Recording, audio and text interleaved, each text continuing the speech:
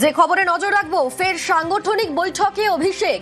শুক্রবার ফের সাংগঠনিক বৈঠক করবেন অভিষেক বন্দ্যোপাধ্যায়। আমাদের সঙ্গে রয়েছেন প্রতিনিধি আবির, কি নিয়ে বৈঠক, কারা থাকবেন সেই বৈঠকে? এবারের যে বৈঠক তিনি করতে চলেছেন সে বৈঠক হচ্ছে নির্বাচনী প্রচার নিয়ে। মূলত জানুয়ারি মাসের প্রথম সপ্তাহ থেকেই গোটা রাজ্য জুড়ে নির্বাচনের প্রচারে নামছে তৃণমূল কংগ্রেস। সূত্রের খবর, এই প্রচারের জন্য বিশেষ এক ধরনের ক্যাম্পেইন স্ট্র্যাটেজি তারা তৈরি করেছেন এবং এই প্রচার পর্বে তৃণমূল কংগ্রেসের দুই শীর্ষ নেতা নেত্রী তারা থাকতে চলেছেন। রাজ্যের বিভিন্ন প্রান্ত থেকে বিভিন্ন জায়গাতে জনসভা, মিছিল বা আরো অন্যান্য জনসংযোগ কর্মসূচি নিয়ে তারা প্রচার শুরু করবেন।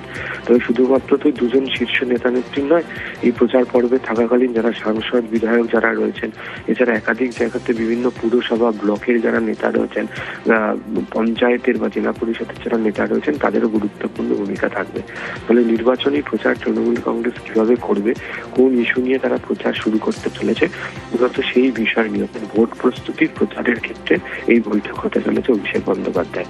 দ্বিতীয়ত, তুমি জানো যে সোমবার দিনকে নেতাজি ইন্ডোর স্টেডিয়ামের বিএলএ সভা থেকে মমতা বন্দ্যোপাধ্যায় উল্লেখ করেছিলেন যে বাকি যে বিএলএরা যে বিধানসভা কেন্দ্রগুলিতে রয়েছে সেই জায়গাগুলোকে নিয়ে অভিষেক বন্দ্যোপাধ্যায় একটা মিটিং করবেন।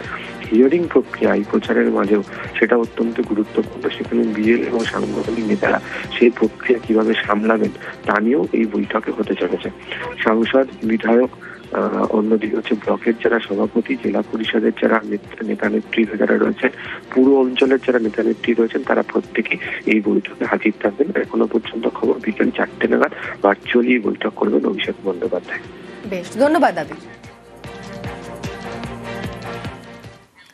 এসআইআরে বাদ যেতে চলেছে মতুয়াদের একাংশের নাম। সোমবার মেনেছিলেন ঘুরপথে, মঙ্গলবার সরাসরি মেনে নিলেন বাংলায় বিজেপির মতুয়া মুখ বিজেপির সাংসদ শান্তনু ঠাকুর। দায় চাপালেন নির্বাচন কমিশনের ঘাড়ে।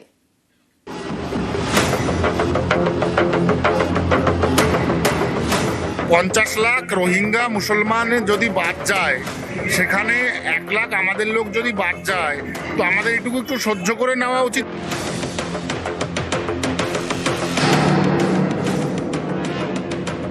ইলেকশন কমিশনের কাছে জবাব চাইবে, আমার কাছে জবাব চাইতে আসবে কোন কোন কোন কারণে মতুয়ারা। আমি কি মতুয়াদের বাদ দিচ্ছি? কে বাদ দিচ্ছে? ভোটের বাংলায় এসআইআর ঘিরে ঝড় উঠেছে মতুয়াগড়ে। মতুয়ারা এসেছেন বাংলাদেশ থেকে। তাদের অনেকে সিএ এর মাধ্যমে নাগরিকত্বের দাবি জানালেও এখনো নাগরিকত্বের সার্টিফিকেট হাতে পাননি। এই পরিস্থিতিতে নতুন ভোটার তালিকায় তাদের নাম থাকা ঘিরে সংশয় তৈরি হয়েছে অনেকের মধ্যে। এসআইআরে যে মতুয়াদের নাম বাদ যেতে পারে তা কার্যত মেনে নিয়েছেন মতুয়া মহাসংঘের সংঘাধিপতি তথা বনগাঁর বিজেপি সাংসদ শান্তনু ঠাকুরও। 50 লাখ রোহিঙ্গা মুসলমান যদি বাদ যায়, সেখানে 1 লাখ আমাদের লোক যদি বাদ যায়, তো আমাদের এটুকু একটু সহ্য করে নেওয়া উচিত। এই কারণে ওপাশে রেশন তোলার সময় মার খেয়ে আমার দিল হাতে করে নিয়ে আমার এপাশে দৌড়ে আসতে হয়েছে। তো এখন যদি তার সাথেই আবার আমার এখানে রেশন তুলতে হয়, তাহলে আমি প্রতিশোধটা নেব কবে? তো প্রতিশোধ নেওয়ার সময় উনি তো ঠিক বলেনি, উনি তো ধোকা দিয়েছে। কে ধোকা দিয়েছে? শান্তনু ঠাকুর, যে মতুয়াদের ভিতরে কোনো ভোট কাটা যাবে না আগে বলেছিল, কিন্তু এখন বলে যে ভোট কাটা যাবে। আমরা তো রাতে ঘুমাতে বেরি না। এসআইআরে মতুয়াদের নাম বাদ যাওয়ার কথা সোমবার ঘুরপথে মেনে নেন শান্তনু ঠাকুর। মঙ্গলবার মেনে নিলেন সরাসরি। এর দায় চাপালেন নির্বাচন কমিশনের ঘাড়ে। এটা ইলেকশন কমিশন দেখছে। ইলেকশন কমিশনের কাছে জবাব চাইবে, আমার কাছে জবাব চাইতে আসবে কোন কোন কোন কারণে মতুয়ারা। আমি কি মতুয়াদের বাদ দিচ্ছি? কে বাদ দিচ্ছে?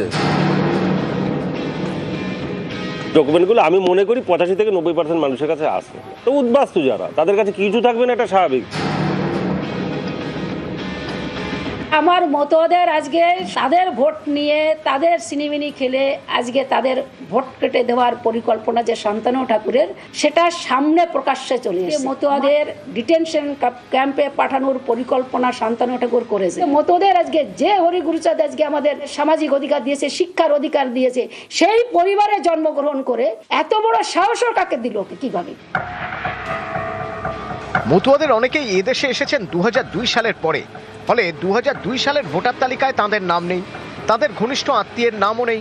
এই মতুয়াদের বড় অংশ থাকেন উত্তর 24 পরগনা এবং নদিয়ার সীমান্ত ঘেঁষা এলাকায়। নির্বাচন কমিশনের তথ্য অনুযায়ী 2002-এর তালিকায় নাম নেই এমন ভোটারের সংখ্যা সব থেকে বেশি উত্তর 24 পরগনা এবং নদিয়াতে। উত্তর 24 পরগনার গাইঘাটায় 2002-এর তালিকার সঙ্গে ম্যাপিং হয়নি 15% ভোটারের, বাগদায় 13%, বনগাঁ উত্তরে 11%, বনগাঁ দক্ষিণে 11%। একইভাবে নদিয়ার চাকদায় ম্যাপিং হয়নি 12%, আর রানাঘাটে 11%।